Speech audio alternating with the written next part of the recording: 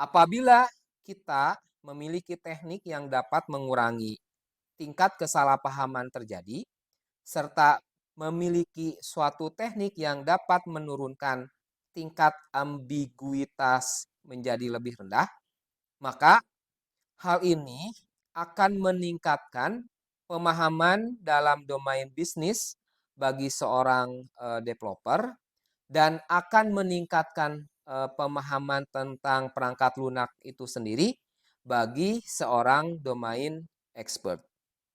Jadi, teknik ini atau ubiquitous language ini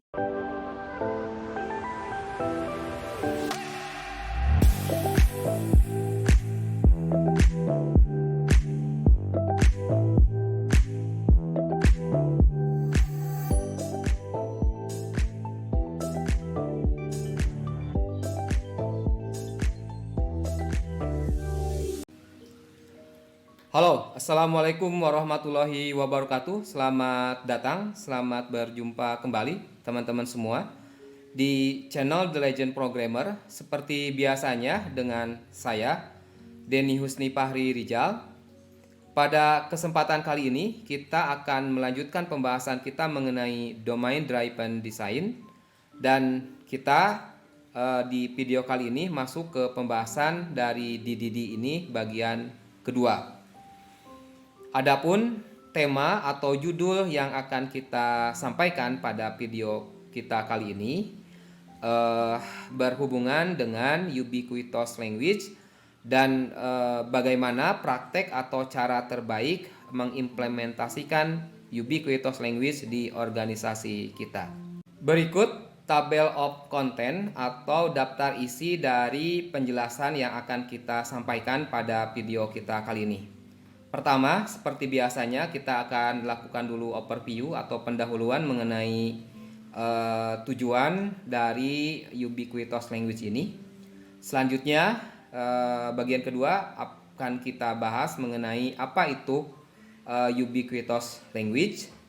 Selanjutnya, kita akan mengetahui manfaat apa saja yang bisa kita dapatkan dari ubiquitous language ini. Dan keempat, kita akan menjelaskan secara mudah, secara best practice, bagaimana memulai mengimplementasikan si ubiquitous language ini. Terakhir, nanti kelima, kita bahas kesimpulan dari video kita kali ini. Dan sebagai penutup, kita akan sampaikan juga apa saja untuk nextnya atau apa selanjutnya dari rangkaian video mengenai domain driven design ini. Ubiquitous language ini adalah salah satu istilah lagi yang terkesan dan terdengar sangat keren dalam dunia software development, khususnya karena si istilah ubiquitous language ini datang dari dunia DDD atau dari dunia domain driven design, maka seringkali hanya dikenal dan hanya digunakan oleh para solution arsitek dan para software developer, tidak pernah mengetahui dan mengimplementasikannya. Menurut saya sendiri, hal ini sangat disayangkan. Kenapa? Karena ubiquitous language ini kalau di luar negeri dipakai di setiap tempat dan di setiap individu yang terlibat dalam pembuatan sebuah software. Saya percaya ubiquitous language ini akan sangat bermanfaat dan berguna apabila difahami dan digunakan oleh organisasi-organisasi atau perusahaan yang terlibat dalam proses pembuatan sebuah software. Di video kali ini kita akan mengenalkan apa itu ubiquitous language dengan lebih detail. Walaupun di pembahasan pertama kita mengenai DDD hal ini telah disinggung, kita coba jelaskan di video kali ini manfaatnya dan cara mengimplementasikannya di dunia nyata. Kita akan coba juga menjelaskan dengan cara yang tidak terlalu ribet, sederhana, mudah untuk dipahami dan tentunya mudah untuk diimplementasikan. Oleh karena itu, selamat menikmati. Oke, kita lanjut bagian pertama atau part 1. Apa itu yang dimaksud dengan ubiquitous language? Ubiquitous language ini merupakan sebuah konsep sekaligus dia merupakan best practice dalam mendesain software berbasis domain yang mendorong penggunaan bahasa yang umum dan bahasa tersebut digunakan bersama antara tim pengembang, dalam hal ini tentunya tim programmer atau tim software development, dengan tim domain expert. Tim domain expert ini ya nantinya bisa saja merupakan tim produk ataupun tim bisnisnya secara langsung. Untuk apa? Untuk memastikan komunikasi yang terjadi itu bisa dilakukan dengan jelas, benar, dan pemahaman yang terjadi itu benar baik di sepanjang proses pengembangan perangkat lunak terjadi. Bahasa bersama ini atau ubiquitous language ini harus digunakan secara konsisten di mana saja, di dalam code kita, di dalam dokumentasi kita, dan tentunya di dalam pembicaraan dan diskusi sehari-hari antar tim ataupun di dalam timnya sendiri. Untuk apa? Untuk menghindari kebingungan dan translasi yang salah ataupun penafsiran yang salah terhadap suatu hal yang merupakan bagian dari proses development yang dilakukan. Seperti yang telah dijelaskan tadi, ubiquitous language ini harus kita terapkan dan harus kita lakukan di semua bagian dan di semua tempat serta di semua waktu. Di mana sajakah kita harus menggunakan ubiquitous language ini? Berikut ini saya buatkan tabel mengenai bagian dan tempat mana saja yang harus diterapkan ubiquitous language ini. Oke, pertama, ubiquitous language ini harus kita lakukan di setiap proses komunikasi lisan terjadi, atau kita harus lakukan di setiap proses spoken language. Setiap software engineer dalam diskusinya mereka harus membiasakan diri menggunakan kata-kata, istilah-istilah, dan glosari yang telah disepakati tadi. Lalu tim quality engineer juga mereka harus membiasakan juga menggunakan ubiquitous language ini. Lalu di diskusi product owner juga serta informasi mengenai ubiquitous language ini harus disampaikan juga ke user atau klien. Dengan demikian, user dan klien juga ketika mendiskusikan istilah-istilah yang berhubungan dengan produk kita tidak akan keluar dari yang telah kita definisikan. Jadi singkatnya, ubiquitous language ini harus dibiasakan di pembicaraan software engineer, di pembicaraan quality engineer, di pembicaraan product owner, dan di pembicaraan user client. Tentunya, apabila semua stakeholder ini berkumpul, berdiskusi, mereka juga harus menggunakan ubiquitous language yang telah kita sepakati. Selanjutnya, selain di proses komunikasi bahasa, ya, jadi proses berbicara sehari-hari, ubiquitous language ini harus digunakan juga di kode kita. Jadi semua hal yang berhubungan dengan code harus menerapkan juga ubiquitous language ini. Misalkan, apabila sistem kita sudah menggunakan microservice, maka penamaan dari setiap service pun harus mengikuti aturan definisi kata-kata yang telah kita sepakati di ubiquitous language yang telah ditentukan. Lalu penamaan repository, penamaan hal-hal yang ada di dalam repository, ya misalkan dalam Git code kita juga, itu harus juga menerapkan ubiquitous language ini. Selanjutnya, di dalam file dan folder yang menyimpan metadata ataupun mungkin gambar, image, itu harus menggunakan juga ubiquitous language. Sehingga penamaan file, penamaan folder, penempatannya juga harus menggunakan kata-kata atau glosari yang telah disepakati. Terakhir, di dalam code-nya sendiri, di dalam code kita, penamaan modul, penamaan kelas, pengenamaan package, dan tentunya penamaan variabel, function, dan method itu pun harus menggunakan istilah-istilah yang telah kita sepakati. Artinya, ubiquitous language harus kita terapkan di dalam kode kita juga. Ketiga, selain di komunikasi internal, lalu di dalam code, maka di dalam komunikasi tertulis pun kita harus menerapkan ubiquitous language ini. Di setiap chat yang dilakukan antar software engineer atau dengan departemen lain, itu harus menggunakan ubiquitous language juga. Jadi kita membicarakan mengenai shipping method, berarti si shipping method ini menjadi kesepakatan bersama ya dalam pembicaraan dan akan mengarah ke maksud yang sama, baik itu ketika berbicara secara langsung, baik itu di dalam code ataupun di dalam komunikasi tertulis. Selanjutnya, di dalam dokumentasi yang kita buat, baik itu dokumentasi teknis atau dokumentasi bisnis, contohnya di dalam TRD, FSD, ataupun dokumentasi arsitektur, ubiquitous language ini harus ditempatkan juga atau harus digunakan juga.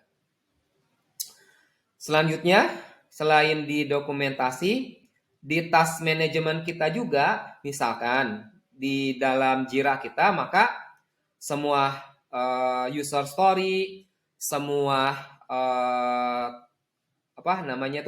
semua epic, semua task harus menggunakan ubiquitous language juga. Terakhir, di komunikasi tertulis, di dalam proses email antar orang, email antar departemen, email internal, dan email eksternal juga, kata-kata yang ada di dalam email itu harus menggunakan juga definisi glosari yang telah kita sepakati. Selanjutnya, terakhir, ubiquitous language ini harus digunakan juga di komunikasi resmi. Misalkan press release produk ke eksternal gitu ya. Biasanya kan dilakukan gebyar, melakukan press release. Nah, maka bahasa yang digunakan juga ketika berkomunikasi dengan eksternal secara resmi pun harus menggunakan ubiquitous language yang telah kita sepakati bersama. Selanjutnya, di dalam public release note, misalkan aplikasi mobile kita dirilis ke publik itu, maka di release note yang misalkan di aplikasi Android kita atau aplikasi iOS kita, maka poin-poin yang dijelaskannya juga tidak lepas atau tidak jauh dari ubiquitous language yang telah disepakati.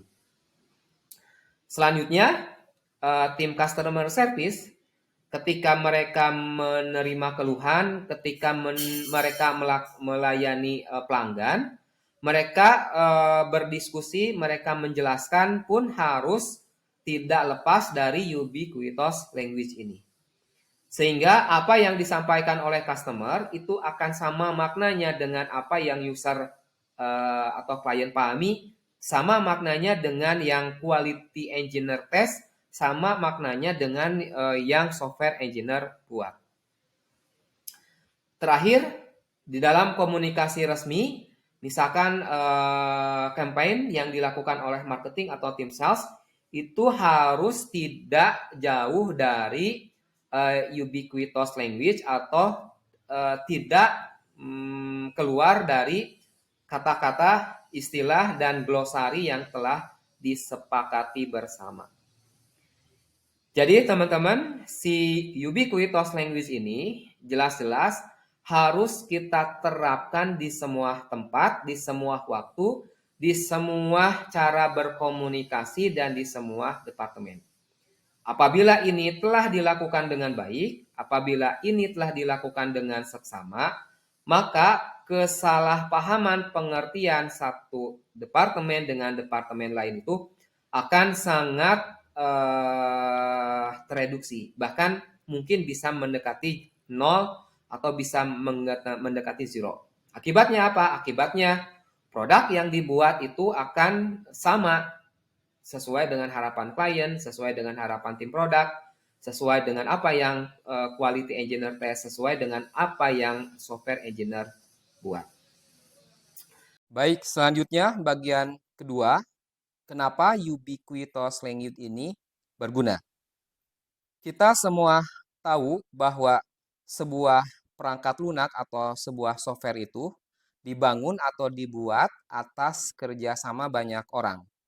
Apalagi untuk software-software yang memiliki level enterprise ke atas, pembuatan softwarenya ini akan memerlukan banyak orang dan banyak departemen yang terlibat. Tim developernya akan lebih dari satu, tim quality assurance-nya atau quality engineer-nya lebih dari satu, tim produknya dan tim UI UX-nya juga lebih dari satu, maka mereka itu karena merupakan manusia, memerlukan komunikasi baik itu tulisan ataupun lisan, supaya apa? Supaya masing-masing individu itu bisa menyampaikan ide-ide dan gagasannya atau bisa menyampaikan apa yang mereka mau melalui komunikasi yang terjadi. Apabila kita memiliki teknik yang dapat mengurangi tingkat kesalahpahaman terjadi, serta memiliki suatu teknik yang dapat menurunkan tingkat ambiguitas menjadi lebih rendah, maka hal ini akan meningkatkan pemahaman dalam domain bisnis bagi seorang developer dan akan meningkatkan pemahaman tentang perangkat lunak itu sendiri bagi seorang domain expert. Jadi, teknik ini atau ubiquitous language ini akan berguna baik itu untuk developer ataupun untuk domain expert. Penggunaan yang umum atau penggunaan bahasa yang umum ini atau ubiquitous language ini akan membantu mengurangi jumlah bug dan mempercepat proses pembuatan sebuah perangkat lunak secara tidak langsung. Yang terakhir, tentu saja hal ini akan mengarah pada pembuatan sebuah perangkat lunak yang memiliki kualitas jauh lebih baik. Berikut ini sebuah contoh percakapan yang terjadi antara seorang seorang produk dengan seorang software developer, di mana dalam percakapan mereka itu tidak menggunakan bahasa yang sama atau bahasa yang disepakati bersama. Saya sebutkan atau saya bacakan, tim produk dikarenakan dia telah mendapatkan feedback dari user atau klien, dia menyampaikan sebagai berikut.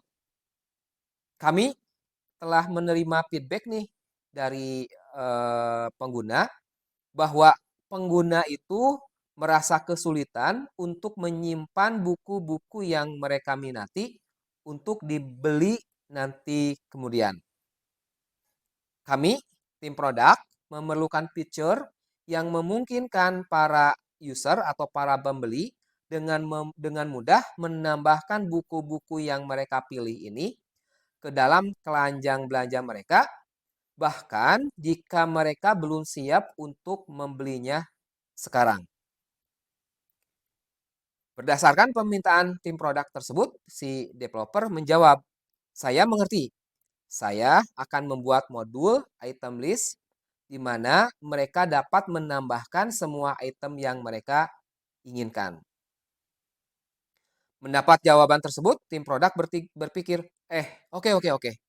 Penting bahwa ini terintegrasi dengan lancar dengan alur checkout yang sudah ada. Sehingga pengguna dapat memindahkan buku-buku dari keranjang belanja ke pembelian tanpa masalah. Lalu si developer menjawab lagi, "Oke, tentu saja. Saya akan memastikan bahwa item controller atau item kolektor menyediakan opsi untuk mentransfer item secara langsung ke alur checkout." Nah, dari percakapan ini bisa terlihat antara tim produk dan tim developer terlihat bahwa developer ini tidak menggunakan istilah yang sama. Pertama, dia menggunakan istilah modul item list. Kedua, dia menggunakan istilah namanya item kolektor. Jika hal ini terjadi dan jika kita mengonboarding seorang developer baru ke dalam tim dan developer baru tersebut mengerjakan pekerjaan yang telah dikerjakan sebelumnya oleh developer lama ini, maka bisa kita prediksi nih akan terdapat banyak bug yang terjadi yang dihasilkan oleh developer baru ini karena developer baru ini kehilangan konteks dan pemahaman yang sama dengan yang mau oleh tim produk. Jadi bisa kita simpulkan dari bagian kedua, kenapa ubiquitous language ini berguna. Ubiquitous language ini penting karena akan mengurangi masalah translasi atau masalah penerjemahan. Proses translasi ini tidak akan akurat karena sering kehilangan informasi penting ketika informasi ini berpindah dari satu orang ke orang lain. Ketika informasi ini berpindah dari satu departemen ke departemen lain. Bahkan informasi ini akan berubah ketika dia berpindah dari dokumentasi ke kode, dan di dalam kode juga karena memiliki tiap layer ini akan menimbulkan potensi kesalahan translasi yang terjadi di tiap layer. Satu layer dengan layer lain bisa menerjemahkan dengan maksud yang berbeda. Sebagai contoh aja, misalkan layer untuk UI, dia membuat sebuah istilah kayak tadi ya, misal istilahnya itu adalah item kolektor, sedangkan di level kode backend itu menggunakan namanya adalah item list. Nah, dari sini aja sudah terjadi dua istilah yang berbeda. Maka apabila memiliki sebuah glosari atau ubiquitous language, maka hal-hal kesalahan translasi ini bisa direduksi dengan cukup sangat signifikan. Selanjutnya, bagian ketiga, bagaimana caranya kita untuk memulainya. Untuk memulai best practice dari penggunaan ubiquitous language ini, berikut terdapat 5 langkah yang dapat digunakan oleh kita untuk memulai menerapkan ubiquitous language ini. Pertama, buatlah sebuah glosari atau daftar istilah yang disepakati bersama dan dibuat bersama-sama antara domain expert dan tim developer. Usahakan kedua tim ini, tim domain expert dan tim developer, duduk bersama memulai dengan menuliskan daftar istilah dan mensepakati pengertian yang dimaksud oleh istilah-istilah tadi sampai kita mendapatkan daftar dari istilah-istilah yang akan digunakan di kemudian hari. Kedua, Jadikanlah glosari ini sebagai kitab suci bagi kedua belah pihak. Gunakan dan pertahankan terus-menerus domain atau glosari ini di semua dokumen yang ada, di semua proses pembuatan dokumen yang ada, dan di semua proses-proses selanjutnya. Ya, di dalam kode, di dalam komunikasi. Intinya, semua proses harus mengacu ke glosari yang telah kita buat. Nah, untuk supaya glosari ini terdokumentasi, ya mudahnya kita bisa menggunakan centralized dokumen ya. Ini misalkan saja saya tidak terafiliasi dengan produk-produk ini ya. Ini hanya sekedar sebagai contoh. Kita bisa menggunakan Notion, kita bisa menggunakan Confluence, bahkan kita juga bisa sesederhananya hanya menggunakan Google Dokumen atau Notepad.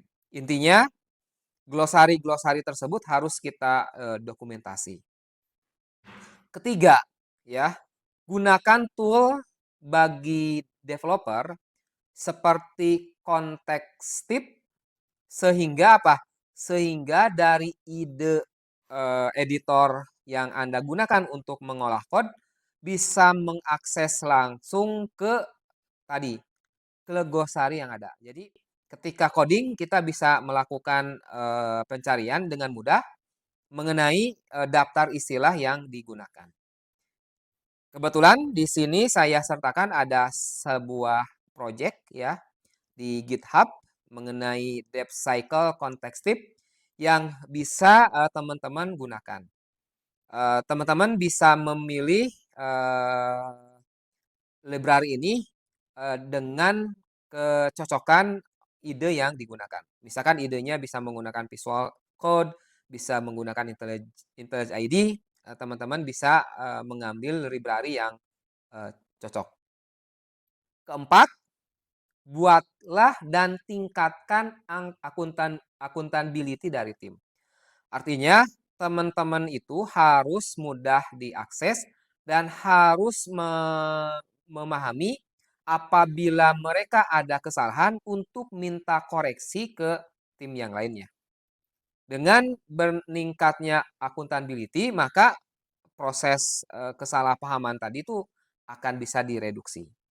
Jadi harus ada proses di mana apabila selama proses misalkan teman-teman developer menerjemahkan dari technical requirement dokumentasi menjadi code, ada misalkan di tengah jalan kesalahan translasi, nah itu harus mau untuk dikoreksi oleh teman-teman yang lainnya atau oleh dari domain expert.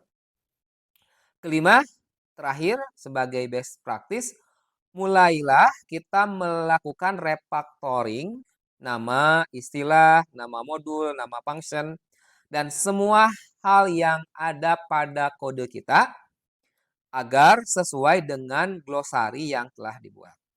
Jadi yang kelima ini, misalkan glosarinya atau ubiquitous language-nya baru kita sepakati. Nah, jangan lupa kita juga mulailah melakukan refactory kode-kode lama yang masih belum menggunakan glosari yang tepat. Berikut ini saya coba berikan juga contoh di dalam kode kita. Kebetulan menggunakan bahasa Java, di mana ada dua contoh kode. Satu contoh kode yang sudah menerapkan ubiquitous language di dalam penggunaan istilah dalam kodenya. Bisa terlihat di gambar ya, kita punya kelas shopping chart, kita punya kelas item, lalu kita punya main method yang mengeksekusi dua kelas tadi. Di sana ini ada kode yang sudah menerapkan ubiquitous language.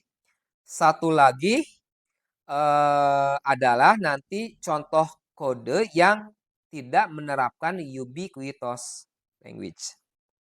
Jadi shopping chart dengan item itu mewakili apa yang dimaksud oleh tim produk. Sedangkan di kode yang tidak menerapkan ubiquitous language, Kelasnya hanya dinamai dengan chart saja dan item diganti dengan produk. Dari sini aja sudah terlihat kalau produk itu kan bisa umum ya, sedangkan kalau item biasanya lebih tendensius mengarah ke daftar produk yang sudah dipilih dan sudah dimasukkan ke shopping cart. Jadi itu teman-teman, bagaimana best practice-nya kita mulai menggunakan si ubiquitous language ini. Oke, terakhir kita masuk ke bagian keempat. Kita coba simpulkan dari apa yang telah kita bahas mengenai ubiquitous language ini. Pertama, sebagai kesimpulan pertama bahwa kita telah mengetahui bahwa ubiquitous language ini merupakan bahasa yang harus disepakati bersama antara tim developer dengan tim domain expert sehingga kita memiliki kata-kata atau istilah atau kita sebut sebagai glosari yang bisa kita gunakan sebagai acuan. Dengan menggunakan bahasa tersebut diharapkan memang bisa membantu kita dalam mereduksi kesalahpahaman dan menurunkan tingkat ambiguitas yang bisa terjadi. Kedua, ubiquitous language ini harus kita tetap terapkan secara disiplin di semua proses, baik itu dalam komunikasi lisan ataupun tulisan, baik itu dalam dokumentasi ataupun dalam komunikasi dengan internal dan eksternal. Ketiga, ubiquitous language ini harus dibuat dan diterapkan sedemikian rupa ya, sedini mungkin supaya apa? Supaya memang bisa membantu mengarahkan dan menjadi guideline atau menjadi kitab suci bagi para software developer dan domain expert. Terakhir, sebagai apa ya? Istilahnya itu sebagai target utama dari penggunaan ubiquitous language ini adalah berusaha untuk mereduksi proses development yang salah. Sehingga kejadian seperti ini ya, mulai dari 1, 2, 3, 4, 5 sampai memang software kita itu naik ke production dan kalau kita memang di hire untuk membuat softwarenya, kita melakukan penagihan ke klien, semuanya itu sesuai. Artinya apa yang direncanakan oleh tim produk dengan yang didapatkan oleh klien itu sesuai. Demikian teman-teman sobat IT dan para software developer, para solution architect, penjelasan kita mengenai ubiquitous language ini. Mudah-mudahan bisa dipahami dan bisa membantu kita semua untuk dapat membuat sebuah software yang lebih baik sesuai dengan apa yang diharapkan oleh user kita. Selanjutnya apa? Selanjutnya kita akan membahas seperti yang saya janjikan, mungkin ada 3 video lagi mengenai DDD ini yang lebih detail. Kita akan membahas di video ketiga mengenai domain driven design lebih detail. Plus kita akan berbicara mengenai strategic design dan tactical design. Lalu kita akan bahas juga bagaimana mengimplementasikan si strategic dan tactical design ini seperti apa. Kita juga akan bahas mengenai konteks mapping dan seperti dijelaskan nanti di 2 video terakhir kita akan melakukan studi kasus dan contoh mengimplementasikan si domain driven design ini dalam project kita. Sekali lagi sekian untuk penjelasan kali ini, mudah-mudahan bermanfaat. Sekali lagi mohon dibantu untuk subscribe dan di-share dengan rekan-rekan yang lainnya. Wassalamualaikum warahmatullahi wabarakatuh.